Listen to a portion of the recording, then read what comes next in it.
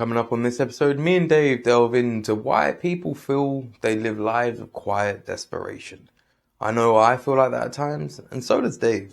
But there's more to it than that. There's more angles to it, and there's so much to kind of get into, from societal to mental to freaking personal. So let's go get into it and try to delve into why people live lives of quiet desperation.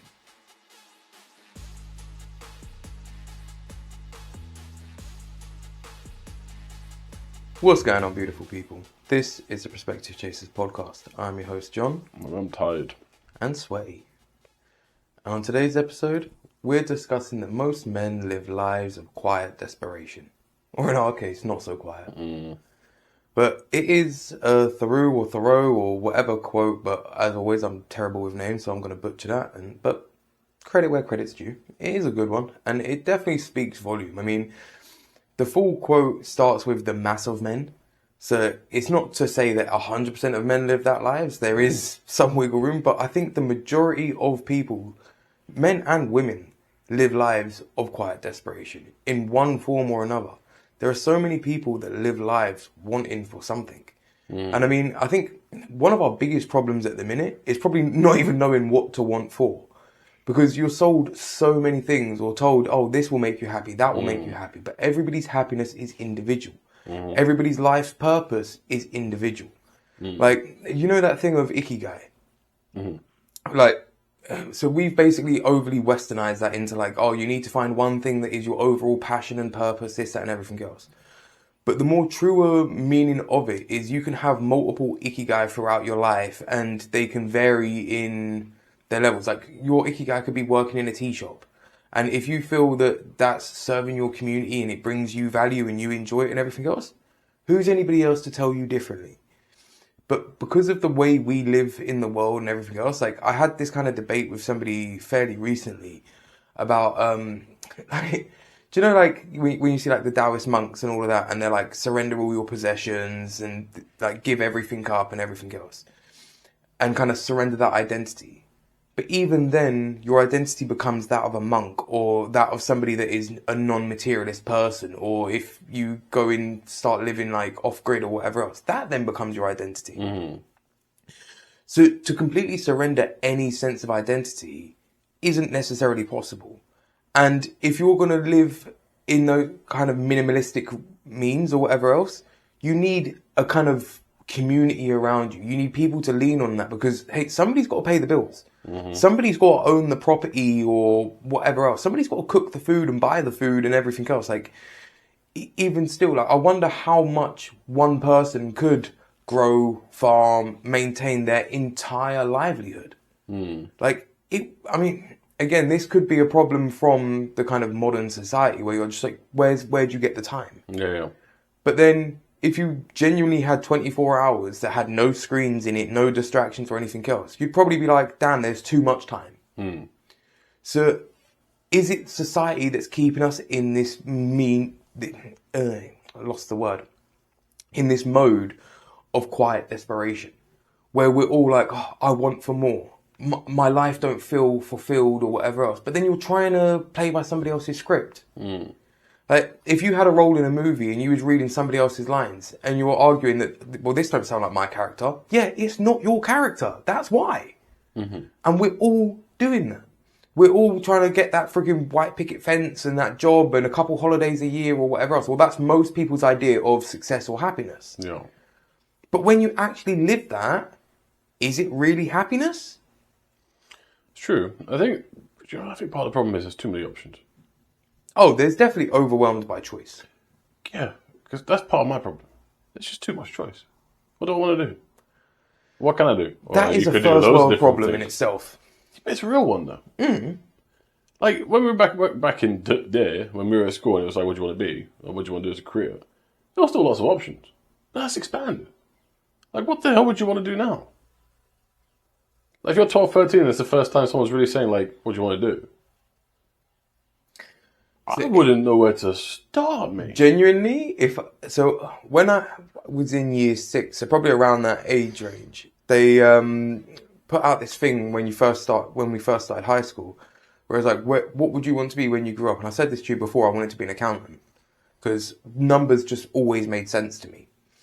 But now, I reckon if I was that 12, 13-year-old boy again, I'd be like, I want to be some kind of like spaceship pilot or something, because I think that's more of a possibility. And I like driving and freaking going fast where legal and where I can. But just having that freedom of driving around in 3D space, and to me, that is absolutely entertaining. Like anything with an engine, I'll have fun with. So now if I can go through like 3D space and friggin' move up, down, left, right and all sorts, I'll have so much fun in that thing. But then, is that going to pay your bills? And if it is going to pay your bills, are you going to have to do some heinous, evil stuff while you're flying that plane or spaceship?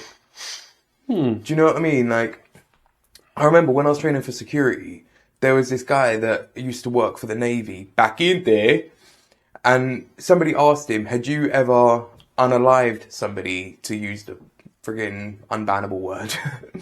And he was like, no, but I pushed a button that did.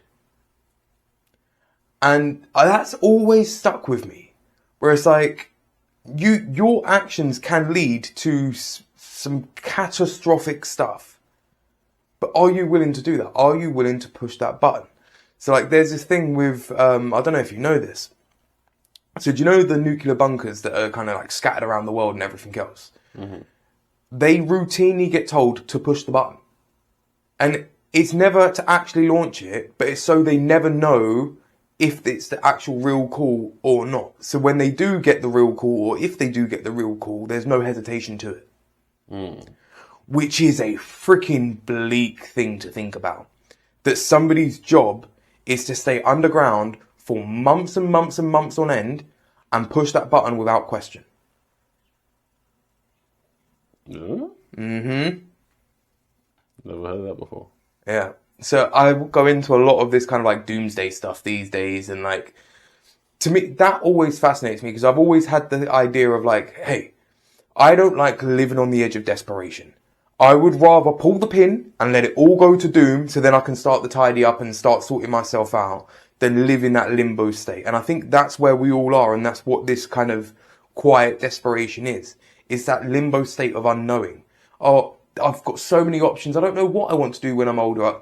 But even that, one career don't have to last your lifetime. Look, we're not even friggin' halfway through our respective lives yet. And how many careers have we held? 2. I've held more than that. So you've held 2 in the last, just over 10 years of adult work? About 12 now, yeah. Right. I've friggin' been a personal trainer. I've worked security. I've done delivery jobs. I've done manual labor jobs. I've done removals. I've worn many different hats in that sense.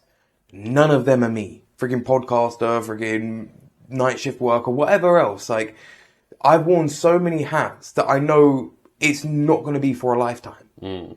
So, really and truly, is it as paralyzed by choice as we think? Because, again, it's our lives or whatever else. So, like, the kind of pushback on that is that everybody has it within their control to change their life or do different things. But then you've got society saying, no, don't do that. Don't do this. And always that kind of societal voice in the background. Or sometimes even like your social circle or your family can be freaking that voice that's saying like, don't do it, don't do it, don't do it. There's very few, especially in the UK anyway, there's very few instances where people are like, yeah, go for it. Freaking, wow, you want to run around the world? Freaking, man, go for it. How many people are going to turn around and go, you can't do that? And for some people, especially like myself, that's motivation. That's, you don't think I can do it? Let me roll my sleeves up and show you what I can do. So to an extent, that not self-doubt, that kind of outside doubt is motivation to many people. But then to some people, it's just like, if you've got nobody in your corner, nobody saying like, yeah, you can do it or whatever else. Those times where you get mentally low and you're like, oh, can I still do this? Is it worth me doing? If you've got nobody to say, frick yeah, you can do it. Like, let's absolutely get it. Man, it seems a lot freaking harder. Whereas this is why, like, on a previous episode, I said about when you're grinding out and like things are getting hard, but then you can look over and you've got a bro that's doing the same thing, or a family member that's doing the same thing, or just anybody that you can look at and you're like, yeah, I'm not in this grind alone. That makes that road of desperation a hell of a lot easier. Or like if you see somebody close to you get a win, like somebody that deserves it. Let me actually preface it that way, because sometimes in life it seems that the people that don't deserve it seem to be the ones that win the most, which makes no sense. And especially when you're somebody that's striving to kind of progress through life, that can be so disheartening and so infuriating, where you see proverbial freaking horrible, evil people doing pretty well in life. And you're like, hold up. I've been taught freaking good and bad and karma and this, that, be a good person and good things will come to you or whatever else. But these absolute capital A-holes are freaking out there freaking living a good life, and they're freaking doing this, that, or whatever else to freaking, like, bro, look at the amount of people that are multi-million or billionaires that are selling people products that are freaking shoddy products. And I mean, I could go a lot darker than that, but that's just surface level. Like, how many freaking cheap made toys are freaking getting sold that are building somebody else's freaking empire? And they're just like, yeah, cool, I'm going to freaking buy another holiday home or whatever else, while people buy a product that is inferior to what I could actually make. Trust. So then no wonder people get this constant feeling of desperation and constant wanting and yearning, because like they never get what they're freaking satisfied with. Like, bro, do you know that feeling when you have something or you get something and it exceeds your expectations? How good you feel. The exact opposite is true when something freaking fails. The easiest one I can compare it to for me at the minute anyway is freaking Pokemon games. So the more recent Pokemon games are what I wanted as a kid, where you can kind of more vicariously live through the game and have that kind of the experience that you'd see in the cartoons on the telly when you was a kid. Yeah. So because that's a lot closer to the actual product or the idea I had in my head, that is a far better product than a game that freaking completely misses the mark or whatever else. And that's my current escapism, is like gaming. But there's so many instances, bro, when you go out for a meal and they bring the food out and it's freaking not even as good as you could have made it yourself, that sends me into fury so fast. Because I've just come out of my way, I've paid you good money, and you can't even do something that I could have done better my damn self. That is infuriating. Trust. So when that happens across anything, that take it to friggin' how the country's run, or friggin' how any people drive on the roads. Do you know what I mean? You're just like, how did you get your license but you can't operate a freaking vehicle? Like, it makes no sense. So there's so many instances that kind of make your own existence seem to be far more uncomfortable than it needs to be. Like, the time during the vid when freaking everybody was off the roads and that, the roads were freaking peaceful. Like, don't get me wrong, they were still covered in potholes and all of that. Yeah. But they were peaceful. Yeah. There was a lot less a-holes on the road. Very true. And it just makes me wonder about life. Like, I don't want to go into like an overpopulation spill or whatever else, but I don't think it is even an overpopulation problem. I think it's what's the word? I can't think of a better word than congregation at the minute, but I don't think that's the right word. It's just like an over kind of focused accumulation of people in the same areas. Concentration. That's the word, thank you. So, bro, there are parts in this world, even in this country, that you can go to that you won't see another human soul for miles. But then there's friggin' places you can go in this friggin' country that you can't even friggin' put your arms out without hitting 3 other people. Believe. So multiple things can be true. So I think it's the same with the kind of desperation. I think people do live lives of desperation, but there is a way out. It's just you have to kind of go to that proverbial friggin'... Damn it, I've lost my words again. What's like open land? Just like a wilderness or whatever. So like, you have to get out into that kind of quieter space to figure it all out. Like you say, go away from the noise, go away from too many options.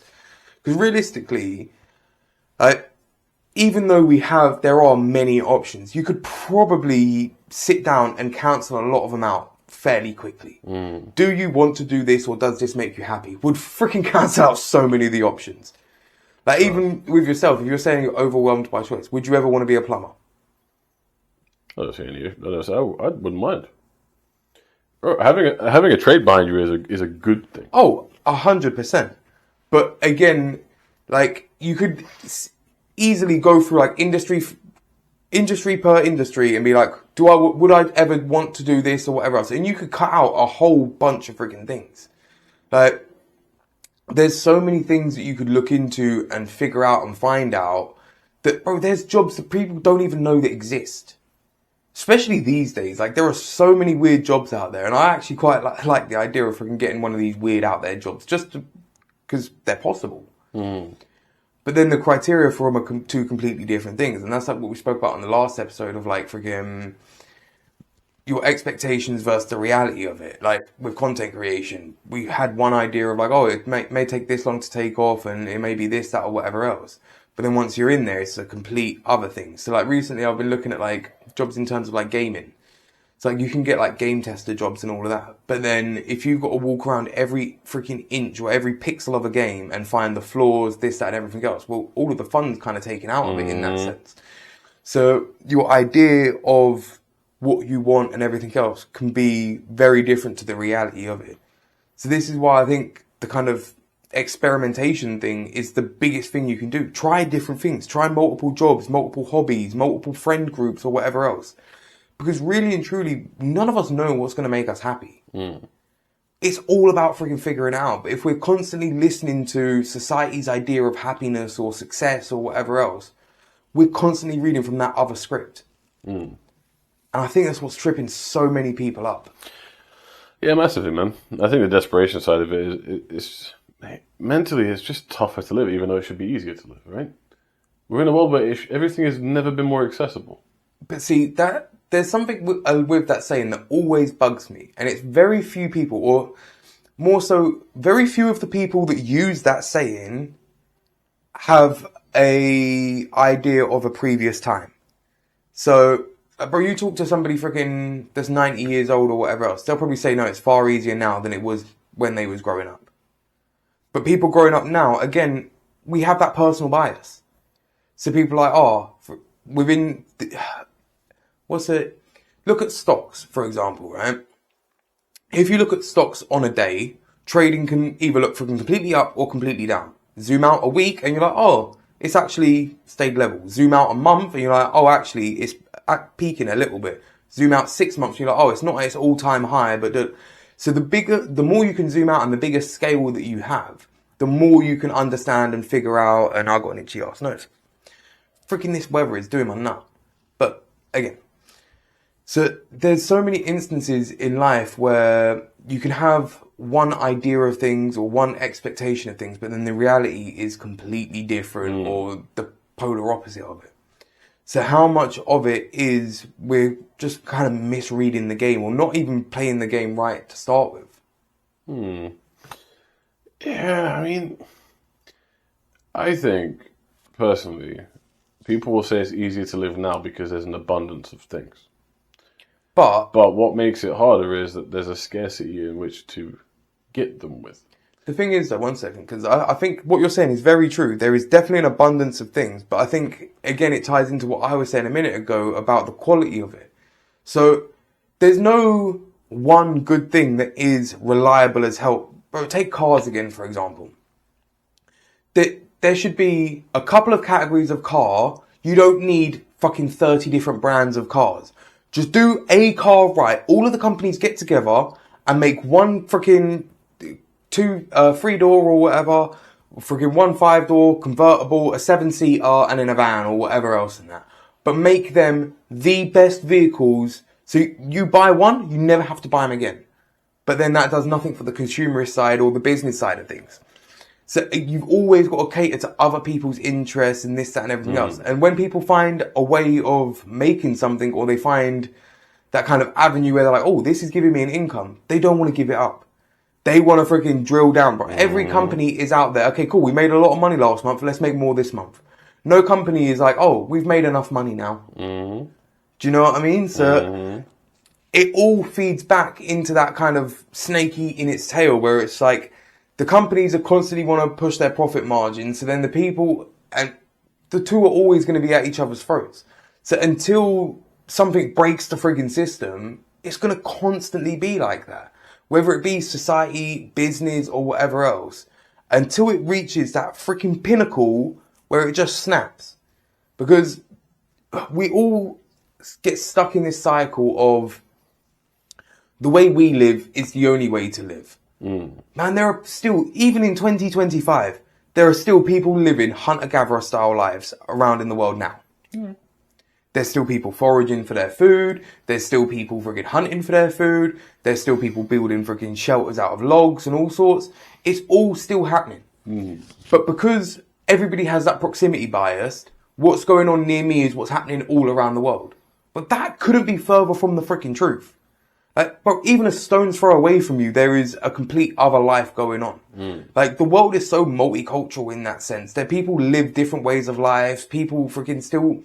Like, to us, from the kind of Western world, an arranged marriage seems very weird. But for some people, that is their cultural norm and has been for freaking eons. So there's so many things that coexist at once, that no one story is true. So while that is true, you've also got that people are overwhelmed by choice because there is so much. So one problem literally feeds into the other. So it's not surprising. But then what the hell do you do to get out of it? Like, to me, the only answer is try a lot of stuff as fast as you freaking can, which means you've got to block out all of the distractions, the shows, the films, the friggin' anything that doesn't serve your life well. Which also gives you this feeling of being deprived. Being like, that fear of missing out, of like, oh, well, like, take Avatar when it came out. That was a freaking full CGI movie that friggin' was like the first of its kind. It was breaking freaking this, that, and everything else. There are some people that have never seen that. There are some people that have never seen films that would be deemed like crucial parts of, damn it, I'm losing the word again. The zeitgeist, for lack of a better word. Like, everybody has that kind of block of films or block of books that like everybody's been exposed to at one point in their time. Like, normally it's like The Godfather or Scarface or something like that. People are like, wait, you ain't seen that film? And the way your eyes are going, you ain't seen those films. I've seen Scarface. Alright. Haven't seen Avatar though. Yeah, but you see what I mean? But that's a massive film in terms of historical value and things like that, because of how much CGI and the way that things were done with it. There's so much that's going to change over time. There's so much that, bro, there's like books and freaking all sorts. People are constantly making stuff. So you literally cannot consume all of it. So you have to pick and choose what the hell you're exposed to. Otherwise, you're just going to be overwhelmed by it all. And I think that's what we're doing, is just overwhelming each other, because as soon as somebody gets an inch, they take a mile. So like, oh, cool, I've got a little bit of interest here. Look at everything I'm going to freaking ever do. Do you know what I mean? Instead of going like, okay, cool, I've got some recognition there or whatever else. Take that and move on. Like, bro, the moment somebody finds something that gives them a source of sustenance, they freaking bleed it dry. True. Yeah, it's very true. I think, in a way, the world is just a bit screwed up, isn't it? Yeah. I think a lot of men are very, like, kind of silent desperation goes to a lot of the mental health side of things as well. And there's a lot of different triggers for that and stuff like that. But men typically are just not very good at vocalizing, and definitely not very good at vocalizing how they feel. That's for sure. And I think that's where a quote like that would have stemmed from. Is that that's not something new. That's been there for a very, very, very long time. Generations before we were even close to being what we are now. 100%. I think that's something that's been there since Kingdom Come. And I think that's something that's just getting worse.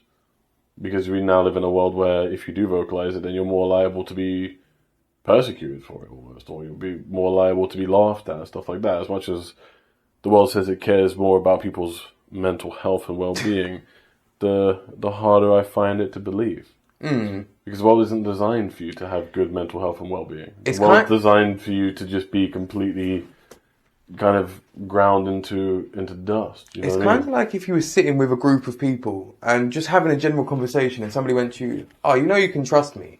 You'd be like, oh yeah, nice one, I appreciate it. They're like, no, you know you can trust me, right? You're like, okay, thanks. No, you know you can really trust me, right? Okay, the more you say that, the less I trust you. And the more the outside society is saying we care and we're here for you and we want you to live a decent quality of life, this, that, and everything else. Bro, to me, actions always speak louder than words. And when you see what is going on in the world, all around the world, you're like, really? The world's never known a time of peace. Most freaking people are ruled over instead of they're freaking working for their freaking people and everything else. So, genuinely, are you freaking doing what you preach? No, you're not. You're saying one thing and doing another, and then you get your knickers in a twist the moment people call you on it. And freaking the UK has to be one of the most guilty ones for that at the minute, especially. Oh, yeah. So how can you freaking sit there and say, we have your best interests at heart, and then shaft all of your people? It just makes no sense to me at all. Trust. And it just plays into that thing. Like, I long had this thought that, like, society is designed to keep people miserable. Because when people are miserable, they're looking for that escapism. Whether it be that Friday night out, that movie, that game, that book, whatever it may be. When people are unhappy, they look for something to fill that void. When people are happy, they don't want to go out and buy your food and freaking buy fast food or buy freaking this or buy that. They don't need to fill that void. They're just happy to chill with their friends, with their family, with that sense of community and things like that. Yeah. So I think, but I always come back to that quote from The Art of War, where it's a house divided amongst itself cannot stand. We're a people divided amongst ourselves. The old against the young, the ethnicity against ethnicity, friggin' the right against the left, the friggin' this against that. Like, everybody is pitted against each other, and then you're going, no, we're here to make you happy. Oh, really, Puppet Master? Because it doesn't feel very happy to me. I hear you. So how long before that straw breaks the camel's back in that sense? And it's just, eventually people will find their own happiness. And how long can you lie to an entire population before they're like, we're calling bull and we're doing it our own way? Because that's where it feels like it's going. Like, if you live in that quiet desperation for so long, how long before you snap and you're like, cool, I'm going to do whatever it takes to get out of this desperate space? Because, again, you're putting somebody's back into a corner. And a cornered animal, which we are, although we think ourselves as humans and the most sophisticated animal in the we're still an animal. Yep. So if you corner us, eventually we're going to freaking lash out. So how long can men or women stay in that state of quiet desperation before they lash out, before they mentally snap, before they physically snap, or whatever else? Like, how much can a population be pushed? Because that's what it feels like the whole world is doing, is pushing populations. That's true. It's freaking nuts. It's absolutely nuts, man. The world is going freaking haywire, and if you feel the same, drop a damn comment below and freaking let us know we're not alone. But anyway, it's getting hot and sweaty, and I'm getting a bit ranty, and I think Dave's getting a little bit sleepy. God, yeah, man, this is killing me. Yeah, but we can't have fans on in the studio because of the background noise with the microphones and all of that, so we just have to sit here sweating our nut out to let you kind of in on the secret. But anyway, we're going to wrap this bad boy up. The seed for this episode is going to be, look, men or women, if you're living in that state of quiet desperation, it still is your life. And I know that is such a freaking butthole of a thing to say, because it's never that easy of, I'm just going to change what I'm doing. It's always far more complicated than that. But you have to have that bit of hope in there is something that you can do, a way that you can figure yourself or your stuff out so that you can change your circumstances. Because if you don't have a little bit of hope, if you don't have a little bit of faith in that, damn, it gets so much harder to go on.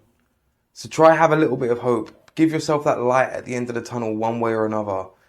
And try to find your friggin' happiness. It might not be the same as your neighbours, but it'll be your happiness. And it'll be far more valuable because of that. Because it's yours and because you can cherish it and actually be proud of it. All the best. We'll catch you on the next one.